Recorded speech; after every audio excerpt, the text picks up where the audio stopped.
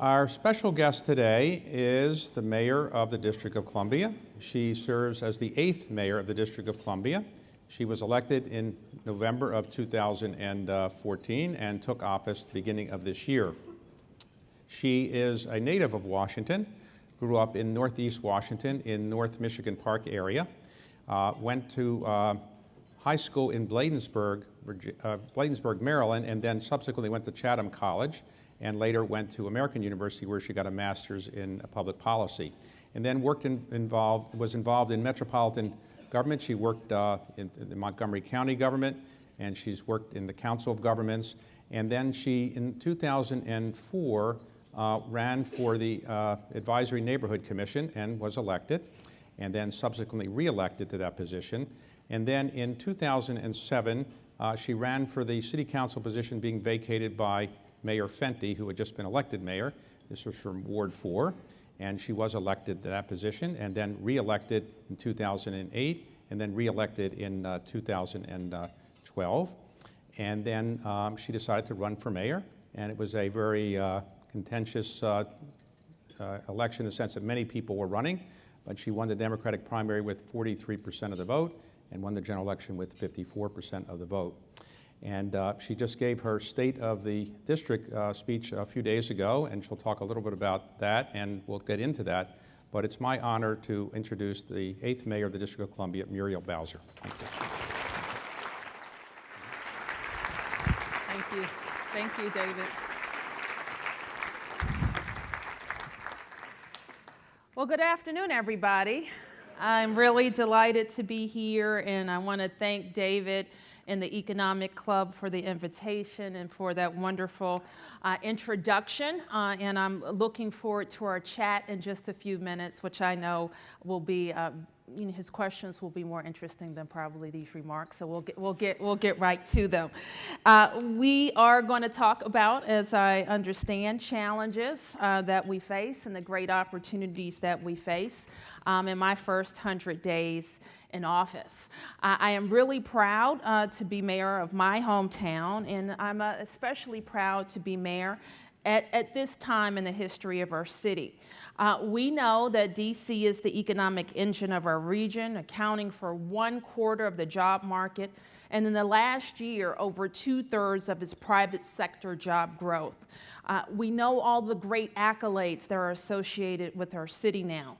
We're in the top 10 cities for venture capital investment, top 5 U.S. city for new construction, and we're #1 in the U.S. for attracting entrepreneurial founders of companies. So with these great strides, we are well equipped to face our challenges.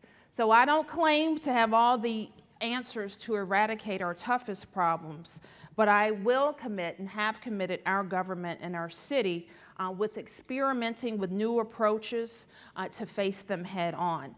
And we are always seeking solutions to engage and empower our residents and all of our stakeholders. So last week, I delivered my first State of the District address, and I outlined my administration's pathway to making sure that more Washingtonians have access to the great prosperity that our city is experiencing. I spent that time focusing on how we preserve and create more pathways to the middle class. Creating these pathways isn't just about policies and programs, however. It is also about how we attract great partners to help us. Now, I have the privilege of leading a government of over 30,000 people for the 660,000 of us that call DC home. And as much as we can do by attracting a great team, and I'm grateful that I've done just that, we can do so much more in partnerships with our private sector partners. And we're always looking for ways to do that. Just last week, I know you've been following, I introduced my first budget. And just like every mayor in the history of mayors, when I swore the oath on January the 2nd, I inherited all of those wonderful accolades I just mentioned, but I also inherited the challenges. And one of the challenges was a $190 million budget gap. My chief financial officer, who's here, Jeff DeWitt, give him another round of applause because he has jumped in and been fantastic. And I'm not just buttering him up because he's looking at our budget right now. Jeff's job is to make sure that he estimates the revenues coming in from the district and validates the expenditures that we expect to make next year. And he told me, a gift of being sworn in as mayor, that we had to close a $190 million gap. And we set about doing it. My commitment to the residents of the District of Columbia was to tell them what I know when I knew it and tell them the best ways to deal with the problems facing the district. So we put everything on the table. We looked at all of our programs and services. And last week I delivered a balanced budget to the council. So not only did we close that $192 million gap, but we were also able to make the critical investments with that budget that DC residents told me that was important. We know that this budget represents a fresh start in many ways. We also put the people in the process. Previous mayors had gone and written the budgets, gone pencils down on the budgets, and then sent them to the council and left our residents and our businesses to go to the council to make a plea. Instead, what we did was we turned the process around and we asked residents and stakeholders what they thought about closing the gap before we finished the budget. What you're going to find are 5 strategic investments that represent my overarching values, in the values that I believe I was elected to push for. They are education and economic opportunity, public safety, neighborhoods, and investing in our environment and infrastructure. These are not silos or separate buckets. What we find, in fact, is that our leaders in these various agencies are interacting all the time, looking for synergies across our government to achieve our goals. So in order to do all of these things, we need to continue to figure out from leadership what the investments are that we can look to the private sector to help us with as well. In order to have safer communities, we know that we need to improve our education system. And I'm delighted that we've been joined by the Chancellor of Schools. I saw her just a little bit earlier, Kaya Henderson.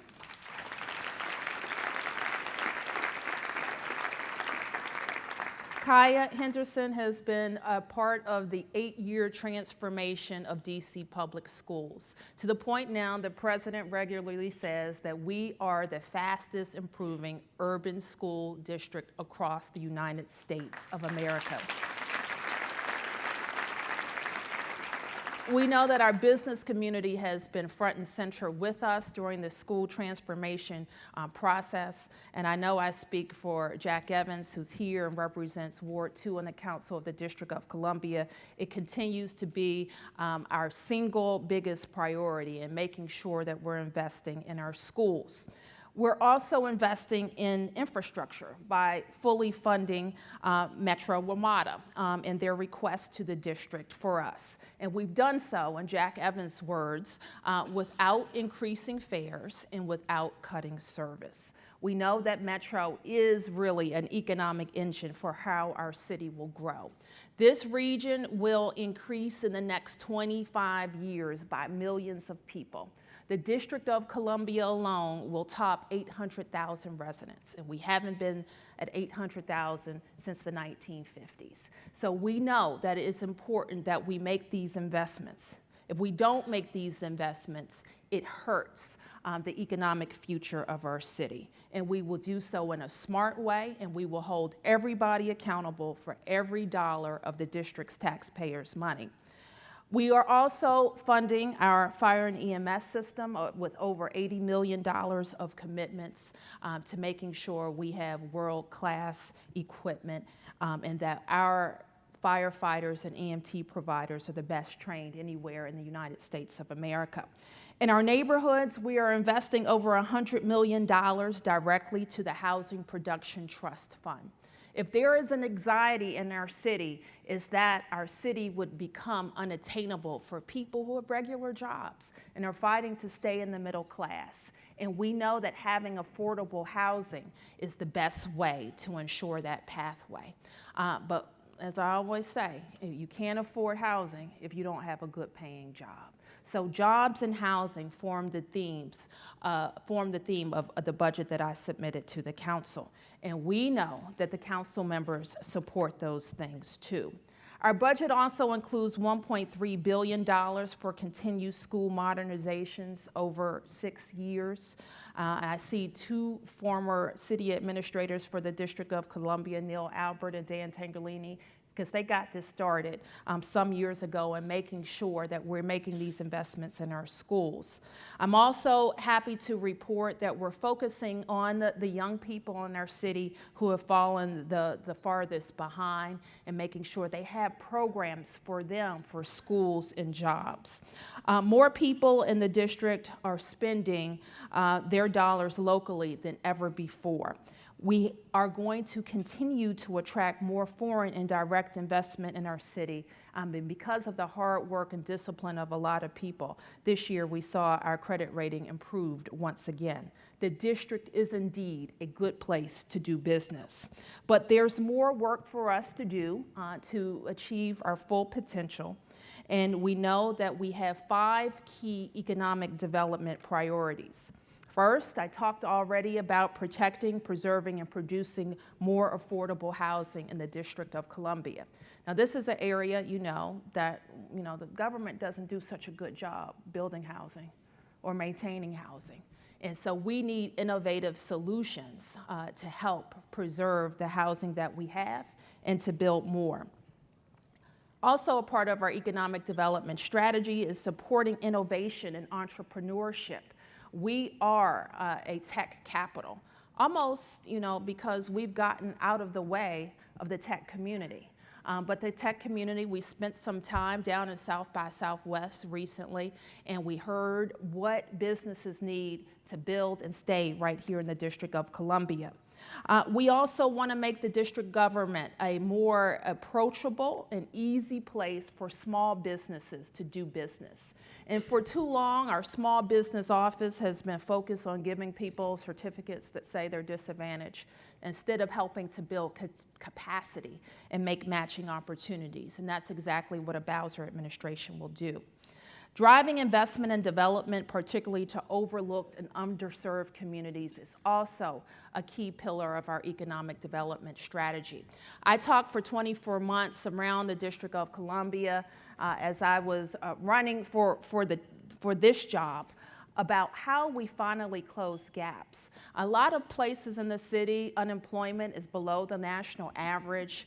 Housing ownership is above the national average. Crime levels are below the national average. And in some neighborhoods of Washington, we're 2 and 3 times the national average in those areas. So my commitment, I told people for that time, was that we would make a concerted effort every single day with intentional policies and funding to close those gaps, and that I would appoint a deputy mayor who was responsible for looking and working with me and making sure that we achieve the synergies across our government to close gaps in education and job opportunity and bricks and mortar economic development in Wards 7 and 8. And I am very proud that I appointed the first deputy mayor for greater economic opportunity to represent our city. So if we are to meet the needs of the district and stay economically competitive with other cities, we need to engage our communities in a more meaningful way, and we intend to do that. In the coming year, we are committed to these goals. We will look for more opportunities to get DC residents, including returning citizens, on the job by our largest infrastructure projects, or by creating incentives to work with us, or by making sure we make investments in economic development tools to keep our city competitive. I'm frequently asked, do you believe in having TIFs and tax abatement and other tools? And I always say yes, because we want to have you hear that, Jeff? We want to have every tool on the table when we're competing in this region, and that's exactly what we intend to do. We're proud, for example, that DC United is going to have their forever home here in Washington, DC. That's a good thing, right? We're also going to be very proud to host a Super Bowl one Sunday in Washington, D.C. That's a good thing, right? Uh-oh, this is not a crowd for football. But we're working on all of those things. We believe that we're a sports capital, too. And big cities do big things. We have world-class sports facilities, arts, and theater and other cultural investments. And I'm very pleased that the new chairwoman of our Arts Commission is here, Kay Kendall. So thank you, Kay, for your leadership and what we intend to do in the arts. We'll also make first-time investments to reinvigorate Upper Georgia Avenue. Before I was elected mayor, I had the great privilege of representing Ward 4 in the council for almost 8 years, but also for chairing the Committee on Economic Development. And then I grouped our projects in big city projects like Walter Reed and McMillan and St. Elizabeth's, but also those small neighborhood projects that really impact people's lives. In every ward in the city, there are a lot of them, and people want to see them moving. And the partnerships that we make with the private sector to get those small projects moving are also very important to us. So we are committed. We launched a new tagline for our city, that we are Washington, D.C. And as we were thinking up all these taglines, what was important to me is that we be able to operationalize something that I said for 24 straight months across the city, that the next mayor of the District of Columbia would have to focus on all 8 wards. That doesn't mean that all 8 wards need the same thing, but each ward needs what it needs, and that we would have to pull together the best team to focus on how we move our city together. So it'll be 100 days in office in just a few days, and I'm convinced now more than ever that I have the best job in the world, and I'm looking forward to working with each one of you to make DC an even bigger success. Thank you very much.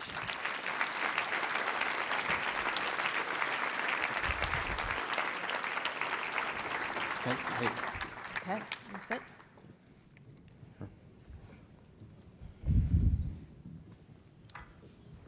Okay, thank you very much. So when I said in the introduction that it was a contentious election in the sense that many people ran, everybody seemed to want to be mayor of the District of Columbia. So to those who didn't make it, would you say after 100 days that they didn't miss anything because being mayor isn't so great? Or would you say actually it's worth all the aggravation and hardship and hard work to get to be mayor? I would say that being mayor is pretty great, especially of this city. I talked to you already about how we're growing, right, and the position that we're in. I meet mayors all the time from various places in the country, and they would like to switch places with me. Okay. So that tells you you're doing something right in the city. So what is the biggest disappointment or surprise you've had? Surprise that something you didn't realize was the case, or biggest disappointment that you found the first 100 days? Well, I got to tell you, I was on the council for 8 years. I watched very closely 2 mayors as a council member. I ran for mayor for 22 months, so I saw all the issues, and I was frequently asked about the issues that were most important to Washingtonians. So there was somewhat of a buildup. So I don't know that I've been surprised by a lot. The enormity of the problems in some of our agencies, where I thought there were problems, but they're even bigger than I thought, is probably the biggest surprise. Okay, so let me ask you about your relations with Congress. Yes. You went up and met with members of Congress, and did they seem that interested in the District of Columbia or not that interested? Well, I've had an interesting a couple of months with the Congress. In my first 100 days, one of the Congress people, as you know, threatened to throw me in jail. So that's kind of the start of it. You know, our approach was to start a new relationship with the Congress. And I campaigned, and I've been able to live up to my commitment to have a Washington office. So the mayor of New York City has about 24 people here. The governor of Maryland has a Washington office here. So their whole job every single day is to work the Congress, the White House, and all the federal agencies for the things that their cities need. You know what our Washington office consisted of before I was elected? Nobody. We didn't have a Washington office. So there's one person that usually worked for the mayor that tried to follow these things. And we relied on the enormous talents of our delegate, our Congresswoman, Eleanor Holmes Norton. Now, she can't do it all. So I decided that we would create a Washington office. And we were very proactive with our relationships with the members of the Congress. So I met, even before I was sworn in, with our oversight chair and the subcommittee chair and the leaders. I've met with the Speaker of the House and then the leader, Nancy Pelosi, and people that have something to do with our money. Okay, so the person who said they wanted to put you in jail, did they realize you control the district police department, or they didn't know that? I think they do now. No, they know, okay. I think they do now. Okay, so what about the administration, President Obama's administration? Have you had much interaction with them yet? Well, they've been incredible to us. I think you know that President Obama endorsed my re-election, and I don't think that's happened in the history of the District of Columbia. He's made his senior team available to us. They invite us, from our school's chancellor to other heads of our departments, to come to the White House all the time. I was most recently there to talk about infrastructure and investment, where the president paired major cities like ours with foreign investors who are interested in transit projects, who are interested in big, large development projects, so we could have that one-on-one time. But they've been very helpful. So when you went up to meet with members of Congress, one of the issues was something of great interest to members of the Economic Club of Washington, the marijuana law. Yes, I imagine so. Now, as I understand the marijuana law, not being an expert in the subject, is that you can now have 2 ounces in your possession if you're in your house, and you can't grow it in your backyard, but you can grow it in your house, and so forth.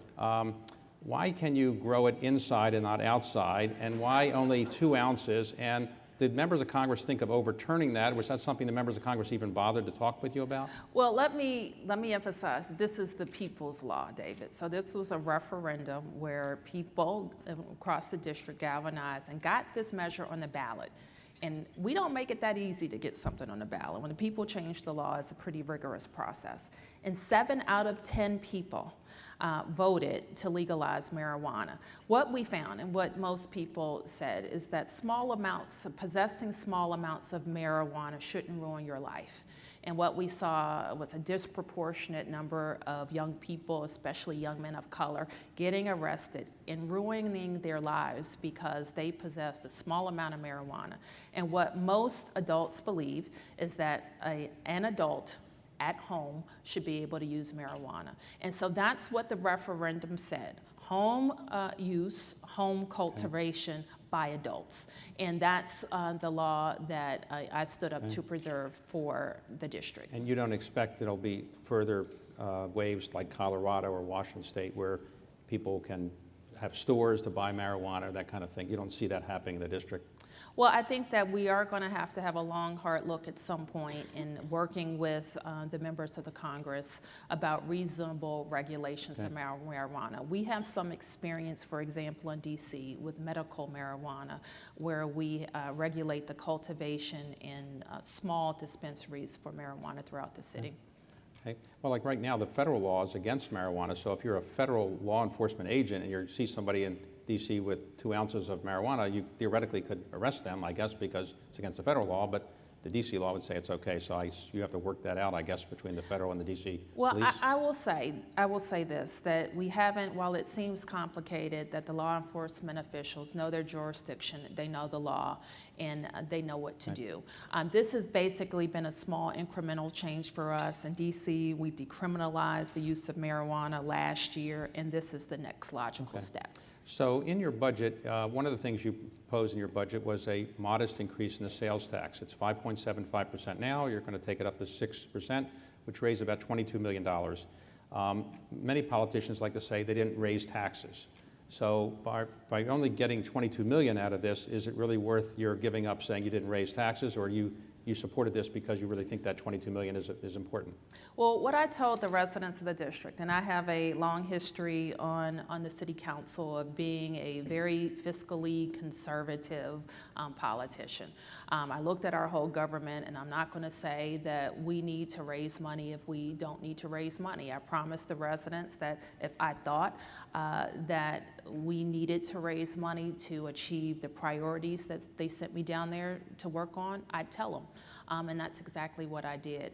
I have proposed one of the slowest growth budgets in the last 5 years, only increasing just over 3%. And we've seen increases of 5 and 7%, even in the last 5 years. So we think this is a very, it's not a lot of bells and whistles on this budget, but what it does do, I told you that the anxiety that people have around Washington, and it's not that we're going to continue to grow, is that we will push people outside of the District of Columbia. So it was so important that we were able to live up to the affordable housing commitment of $100 million a year. It's so important that we get straight our human services policies it's going to allow us to make homelessness in DC rare, brief, and non-recurring. If we don't make those investments now, it's going to cost us more later. How many homeless people do you think there are in the District of Columbia? And you're proposing to build 4 new shelters to replace the big shelter that exists, is that right? Well, we participated in the point in time, what they call a point in time count, and we have, we think, 8,000 chronically homeless people in the district, and many of those are children. And we also have a failing family shelter, and we have other shelters for single adults that you probably wouldn't want to spend any time with, less more live in. So we have to make some changes around that. The first and foremost, we want to stop homelessness, prevent people from getting into homelessness. We want to make sure that the people that are circulating in our homeless system have meaningful job opportunities and training so that they can get out of it. But we know we also have to be prepared for emergency housing situations. And the way to do that is not to have this big shelter, but to have smaller shelters where people, when they need emergency housing, that they can find it. But the biggest thing, we just have to have a step back and have a policy shift. When I first came on the council, we believed in housing first. Mayor Fenty was one who believed in investing, and it's proven around the country that if you give people housing, if you focus on housing first, then the circumstances that got somebody into homelessness, they'll be able to deal with it, with mental health issues. They'll be able to deal with substance issues. They'll be able to focus on job training. And then the cycle getting out of homelessness is shorter. And so that's a policy that we're gonna go back to. All right, now you mentioned Mayor Fenty, and you've had a number of predecessors who are still living in the area. Do they call you up with advice all the time, or do they give you any ideas about what you should do as mayor, or any ideas you can share that they've given you about what you should or shouldn't do? Well, I'm grateful to have the support of our previous mayors, and they've all been involved at some point in giving me their feedback about what they did when they were in the district. And I would say the common theme is to hire great people. Hire great people. And so we approached our transition in we had to speed up our transition.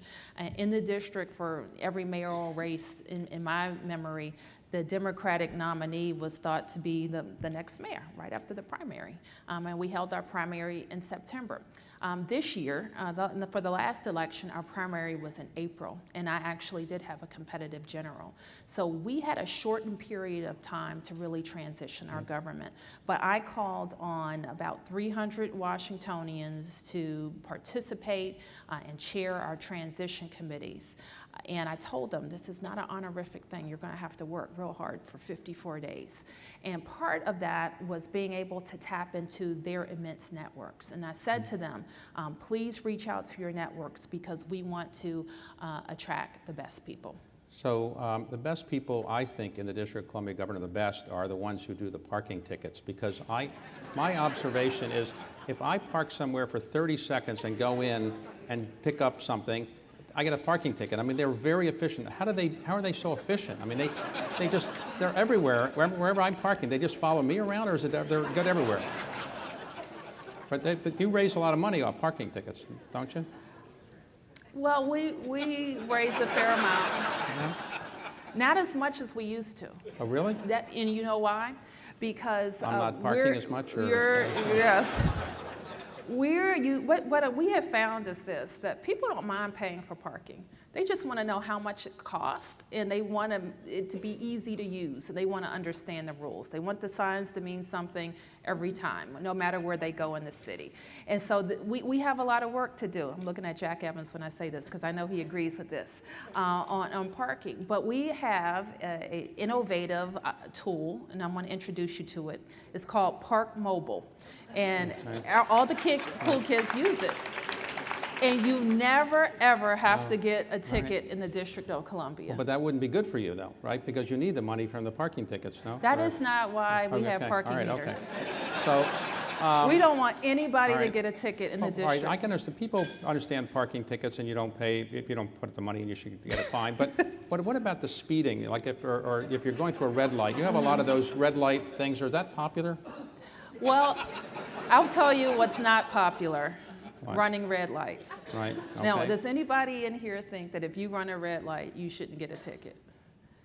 This is just a more efficient way to enforce the rules. Okay. That's it. So you never have to get a speeding ticket, a red light ticket, or a parking ticket in the District of Columbia. So it's our job to make it easy for you to comply. All right. Well, I'm going to try to do So that I'll work better. harder. I'll work harder. So, and speaking of transportation, one of my other favorite subjects is potholes. There seem to be, you inherited a lot of them. You didn't create any potholes, but there are a lot that are here. And you have a rainy day fund of about $1.8 billion Yes. or something. Why don't you take some of that rainy day fund and fix the potholes? Yes. Well, you'll be happy to know that our budget also includes an increase in, you know, it sounds kind of funny, but he's right? We should have roads that, you know, you don't have to kill your car just to get to and fro, just to go to our restaurants, just to spend money at our theater. So we want you to have a safe drive in the district. And we have increased, actually, the investment that we'll make to regular road repair. We think we do okay on the major routes. We have a lot more catching up to do on our residential routes. And for the first time, I think, in a long time, we're actually going to increase our attention to alleys as well. So we have to look at our entire transportation network. That includes our roads. That includes making sure we have fair and predictable parking policies all over the city. That also includes our bus, streetcar, and metro. And we are very focused on that. In order to accommodate and not have total gridlock in this city, we have to do a better job. And there's another thing that doesn't get mentioned as often as it should, and I've challenged my team to look at that, and that's light synchronization. How can we get people through the city better? Wow, I like that too. I that? like red light every time I go. I'm always getting a red light. That'd be great if you could do that. Right. Let me ask you, the first day that you became mayor, or the first week, Yes. you had to deal with a metro issue. There was a tragedy on the metro. The first week, somebody died. Yes. What was the cause of that, and what are you doing to make sure that doesn't happen again? Sure. So we will know the causes, I think, when the National Transportation Safety Board issues its final report, and they have been very rigorous in the investigation. The city, of course, has been 100% cooperative in that investigation. And I won't know all the technical terms, but it just appears that it was a smoke incident created by water getting on an insulator that created a lot of smoke. And I will say, and I think that happened on a Tuesday or Monday or Tuesday after, maybe a week or 9 days, I believe, after I was sworn in. And it was among the most challenging things that I've had to deal with. So also in that first week, you had to make the decision about whether to close the schools, I guess, if there was snow. Yes. And who actually makes the decision on closing schools? Is it the mayor, or do you delegate that to somebody else? No, it's the mayor. You do. So, Yep, that's all me. all right, so do you stay up at night getting weather reports, or when do you have to get up early? How early do you get up? And what about sometimes when they say it's going to snow and then it turns out they were wrong and you've closed schools? Is that ever? I know, that would be the worst. Right. And so I have I don't like that. I don't like the idea of closing the government or schools if we don't have to. Our government, we provide direct services, okay? So the residents need us. That's why we're there. And so it's my opportunity not to figure out how often I can close the schools or close the government.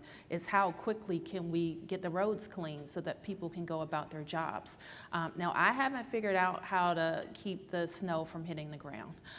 So we have to figure out how to get it up better. So I will say this, that I think that we counted 24 snow events this winter.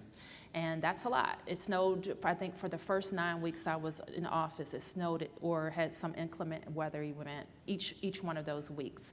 The first one wasn't like brilliantly executed, but every one since then I think we've been pretty happy with. So you don't see this as a test from God, just testing you, whether you're good at closing the... Actually, I do see it as a test from God. I do. Right, That's okay. exactly what I would say to myself. Why is God doing this to me? So, you, in your budget, you said you wanted to build out the streetcar line that's being built now. And what's the theory behind why tearing up the streets and building the rails in is better? Is it than other things? I feel like I should invite Dan Tangerlini to come up here and talk about the streetcar. What I said was this: we inherited a 37-mile proposal, multiple lines across the city, north to south, east to west, and we've been engaged, I think, since Mayor Williams was in office in getting the streetcar running. I think that's when the first of the cars was purchased. And so we've been invested in this for a number of years and many millions of dollars. The idea behind streetcar is what I talked about a little bit earlier. We have to figure out ways and many modes to move people across the city, and the streetcar is a good way to do that. In addition, it signals to a corridor, and especially an underinvestment corridor, that the government is in on this corridor big, and you should be too. And we see places where the streetcar has gone, and the private investment has followed it. So it is not only a good transportation tool, but also a good economic development tool. Now, what I promised was that we would right-size the plan. So I've committed to getting the current 2.2-mile segment up and running, but also making common sense connections. So instead of stopping in the middle of Benning Road, it will extend to downtown Ward 7. Instead of stopping at just short of Union Station, we get to the station to downtown and eventually all the way to Georgetown. So let me talk about your background a moment. You grew up, as I mentioned, in the District of Columbia. You're the youngest of 5 children. I am. Did your parents instill in you the sense of public service, and why did you get involved in public service? What propelled you to do that? No, I think they absolutely instilled in us the value of public service. My father was, you know, that in DC we have our first local elected official is the Advisory Neighborhood Commissioner. Unpaid volunteer service, elected, and you represent 2,000 of your neighbors. And my father was in the first class of ANCs in 1976. So I grew up with, family outings, and fun was passing out flyers and going to community meetings. So I always, I think, had that spirit. Now, your parents are alive. They are. And so they're very proud of you, obviously. Did your mother or father call you with advice from time to time, or they say do this or do that? And what do you say to them about their advice? Well, they're parents, and they're my parents, so they do, and they're very smart. And they have, my father especially has a political intuition that is pretty spot on. And he's been around the block a number of times. He knows people throughout this city. And he left for me, both of my parents, a very good name in this town.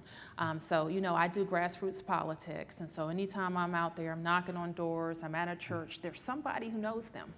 So when you're mayor of the District of Columbia, do you ever have any time to yourself? Because you can't go shopping so easily without people coming up and say, fix this pothole or fix this, whatever. And so how do you actually do any shopping, or how do you have any free time? Because you have police guards around you, and How difficult is it to be mayor? It is different. It is something to get used to, but there's certainly worse things than having people Right. who want to protect you and keep you safe. And so I appreciate the work of our force. And probably that kind of last minute, I want to run and get some Ben and Jerry's, that type of thing you don't do as easily as you once did. But people are oftentimes, when they see me at the grocery or they see me, you know, ran into the Macy's last week, and people always say to me, "What are you doing here?" If I'm at the grocery store, I say, "Well, I'm shopping." And so no, there's nobody, the city doesn't employ And no anybody to shoppers for you? shop No for me shop or to pick up my dry cleaning. There is no city resident, so I live in Oglethorpe Street like I have for the last 14 years. And the people of the district are, you know, they're excited that we won. They're excited to support what they see as a fresh start in the city. And so while it is different from being the Ward 4 council member when nobody wanted to take my picture, everybody now has a phone, and once I just say post it, tweet it, and say how, you know, what you want to see for the district. So it's not so bad. So when you first got elected to the Advisory Neighborhood Commission, did you act in the back of your mind the idea you might run for mayor? Or No, I didn't. I really didn't. So I moved to a neighborhood that I thought was a really good neighborhood, and I saw being ANC as a way to make it better. So that's just why I ran, because I wanted to get things fixed in Riggs Park. I met my council member who was running for mayor. He was successful, and then I could really see that being an elected official, I thought I would probably be in government, probably run an agency, but it became pretty clear to me that the fastest way to get things done would be to run. Now, usually when a mayor comes in, the mayor says, in any city, I'm going to get rid of a lot of the people who my predecessor hired, and you kept a number of people, two very prominent ones, the chancellor of the school system, Kai Henderson, and the police chief, Kathleen Neer. So the reason you kept them was?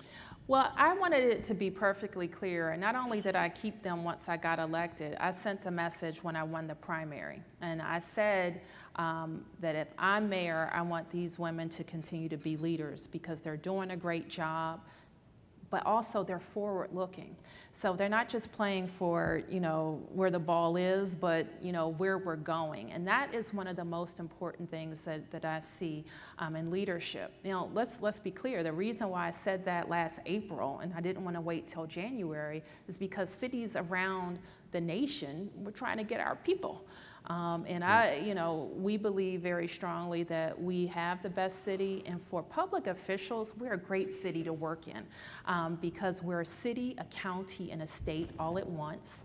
We have a $12 billion budget. We have a lot of good things going for us, including a rainy day fund, which we can use for some short-term priorities, but mostly if something happens, we can run our government for 45 days with that rainy day fund. And not too many municipalities are in that situation. We also have a small legislature, 13 people. So really the 14 people that get elected to create the law and execute the law can make some really innovative things happen really fast. On the school system, what would you say is the biggest challenge we have to the public school system right now in DC? Well, I think that we've come a long way in our system, much different than when I was growing up in DC. I think that you can see that parents are starting to vote with their feet. More people by the thousands are coming back to public schools. We have a great traditional public school system, also a robust public charter school system. This year, I increased our school's budget by $30 million, not because we're running things inefficiently. In fact, we're making our central office more efficient, but because we have 2,000 more people coming to our public schools. And that's a great signal. That's a great signal for the business community too. People have more confidence in our public schools. Now we have to keep them. So investing in middle schools sends the signal to people with small kids that these schools are going to be ready for your kids in middle school and high school, but also making sure that we're being nimble. So if our reforms and our programs aren't working for our boys, then let's get some programs that do work for our boys. And so we have an empowerment initiative that's going to be focused on boys that includes a boys-only high school. Okay. And what about, and crime is down in the district compared to recent years, is that right? And the homicide rate is Yes. down as well. So do you anticipate the crime rate can continue to come down, or it's pretty low now relative to other cities of our size? Well, we can always drive it down, and we know that crime rates going down don't happen by accident. And I'm very proud of the leadership of our chief of police, but there's still a lot more to be done. We still have too much violence in neighborhoods across the District of Columbia, and so I'm committed. In fact, part of our new initiatives is to step back from being so reactive Right. and be more proactive and anticipate violence, gun violence and homicide. We need to try some different approaches in the district. So the district with Maryland and Virginia tried to get the Olympics here. It didn't happen, went to Boston, but now Boston may be having second thoughts. Will Washington consider re-entering that, or you're done with Olympics for that year, 2024? Well, I think that we had just a really fantastic team. Washington 2024 did fantastic work, and I would, if they wanted to get back in it, I would perk up and Okay. listen. Yeah. But it is, it's too bad that we didn't make it for the first round, because DC's really ready. We have a good amount of the infrastructure that we need. I was so attracted to the proposal because it would also speed up the investment that we intend to connect both sides of the Anacostia River. So I think that we have a lot of expertise in our city. Andy Altman is back, who put together the plan for London. And I think that if it doesn't work out for the Olympics, which is probably a long shot at this point, we shouldn't lose the immense talent that came around the table to push a regional initiative. You mentioned people from Maryland, DC, and Virginia, and there will be other opportunities for us to work cooperatively, whether it's around sports or arts or big business, to push the region forward. And you are a sports fan in the sense that you go to the local teams very much, or not? Do you go to you have a chance to go very much to I go to all of the teams' games, and I'm mostly a fan of, the hot dogs. And, hot dogs? Okay. beer. All right. So as a final question, I'd like to ask you, if you had to do it all over again, knowing everything you now know, you would have still run for mayor, and you're very happy with the position. Is that right? Oh, absolutely. Even more, actually. Now, I think I feel convinced, and I share with some of our team, that I know that not only our brand of politics, sometimes you know your politics, but you don't know how you will govern. And I promise people a more cooperative style, but I also promised them that we would have a big vision and be decisive. And that's the job of the chief executive, to take in and listen to a lot of people, but at the end of the day, you have to make decisions. And I feel very comfortable with making decisions. All right. Well, thank you very much for your time Thank and the job you. you're doing. Thank you. Thank you very much. Well done. Thank you. Thank you.